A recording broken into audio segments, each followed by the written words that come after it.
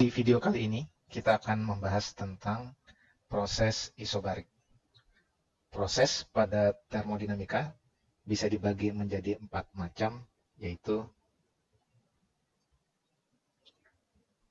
proses isobarik, yaitu proses di mana tekanan sistem tetap.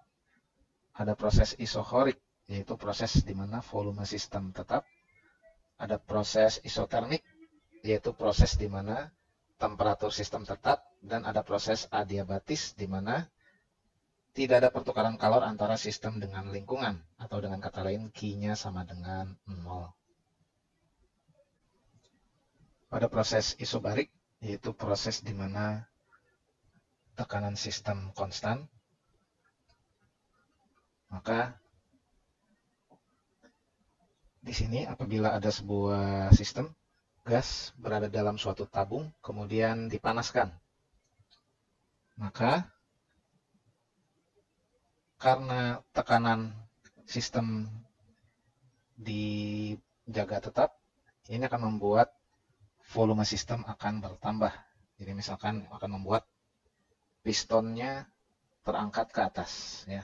Nah, misalkan ini pistonnya memiliki luas penampang sebesar A, kemudian akibat dipanaskan suhu sistem naik sehingga pistonnya berpindah sejauh D. Nah, maka usaha yang dilakukan oleh sistem terhadap lingkungan, dalam hal ini adalah usaha yang dilakukan sistem untuk mengangkat piston ini ke atas. Ini berarti besarnya W sama dengan F P, yaitu gaya tekan gas sistem terhadap piston dikali dengan perpindahan pistonnya ke atas, yaitu sebesar D.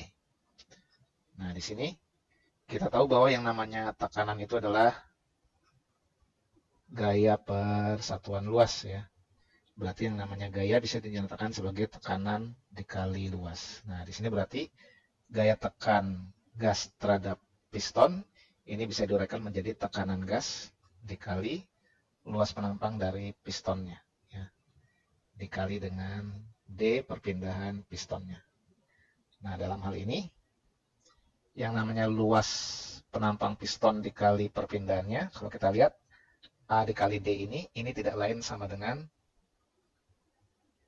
pertambahan volume yang timbul selama proses, ya. Nah, berarti A kali D ini bisa kita nyatakan sebagai delta V atau pertambahan volume akibat proses yang berlangsung isobarik. Berarti di sini yang namanya usaha pada proses isobarik bisa dinyatakan sebagai tekanan dikali perubahan volume. Kalau kita punya grafik tekanan terhadap volume, maka yang namanya proses isobarik itu dia akan membentuk garis mendatar seperti ini. Ini menyatakan bahwa selama proses volumenya berubah dari V1 ke V2,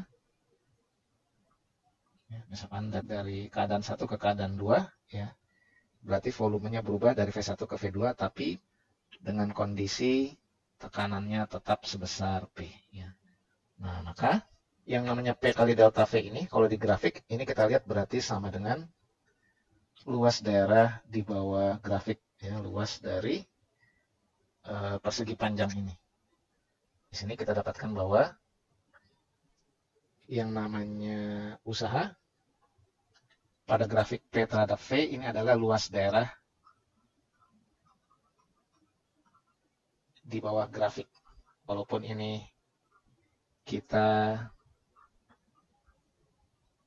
rumuskan dari proses isobarik, tapi ini berlaku umum, ya. Setiap kita punya grafik tekanan terhadap volume, maka yang namanya usaha itu sama dengan luas daerah di bawah grafik.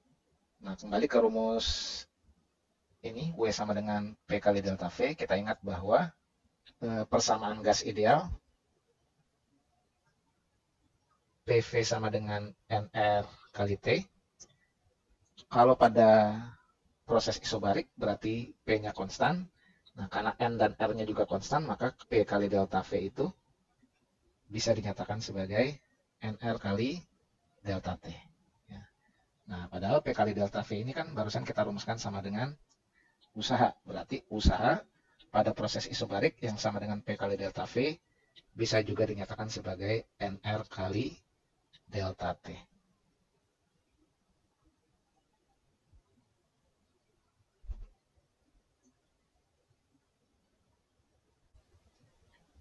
Sekarang sebagai latihan, coba kerjakan soal berikut.